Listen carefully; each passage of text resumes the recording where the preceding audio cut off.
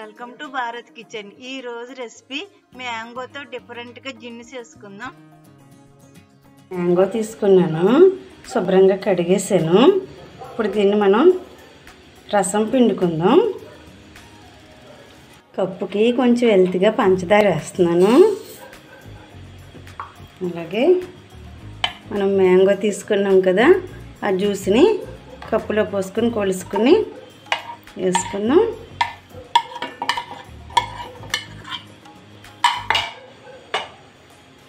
ఒక కప్పు వేస్తున్నాను. మిక్సీలో వేసుకుని గ్రైండర్ చేసుకుందాం. ఒక 4 ఎగ్గలు తీసుకున్నాను. ఇది తెల్ల సొన, ఇది ఎల్లో మనం ఉపయోగించట్లేదు, పక్కన పెట్టేస్తున్నాను.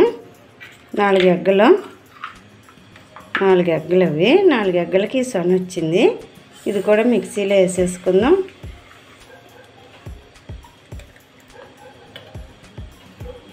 మెత్తగా మిక్సీ పట్టుకుందాం.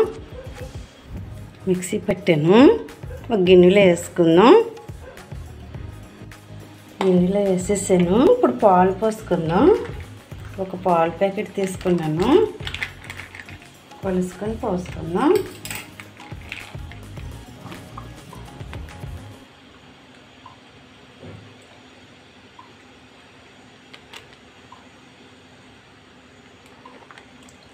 పోసాను.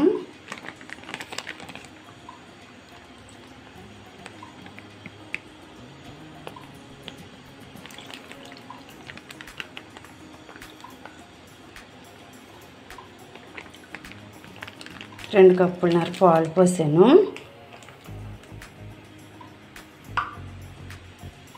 ఒక స్పూన్ యాలకుల పొడి, మ్యాంగో, ఎగ్, వైట్ సోనా ఇవన్నీ కలిసి అంతవరకు కలుపుకుందాం. పాలల్లో కలిసిపోయిన పాలని గిన్నెలో పోసుకుందాం. మీకు గరిటెతో కుదరకపోతే మిక్సీలో వేసుకుని ఇంకొకసారి మిక్సీ పట్టించుకుంటే బాగా కలిసిపోతాయి. కరెంట్ కుక్కర్లో వాటర్ పోసి స్టాండ్ పెట్టాను. ఇప్పుడు మనం జిన్ను పాలు పెట్టుకుందాం.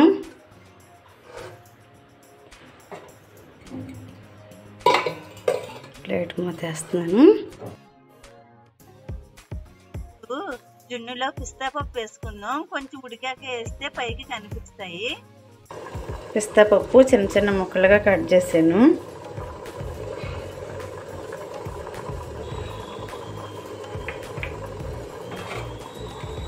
వేసేసుకుందాం. ఇంకా ఉడకాలి, ఉడికాక చూసుకుందాం. పోయిందేమో చూసుకుందాం. నేను ప్లేట్ని పిస్తా వేసాక మళ్ళీ తిప్పి పెట్టాను, ఉడికిపోయింది. స్టవ్ ఆపేసుకుందాం. స్టవ్ ఆపేసుకుని గిన్నె పక్కన పెట్టుకుని చల్లారిపోయాక 1 గంటన్నర వరకు ఫ్రిడ్జ్లో పెట్టుకుందాం. అప్పుడు తీసుకుందాం. ఫ్రిడ్జ్లోంచి తీసేసాను. గంట సేపు పెట్టాను. 2 గంటలైనా పెట్టుకోవచ్చు. 1 గంట పెట్టాను.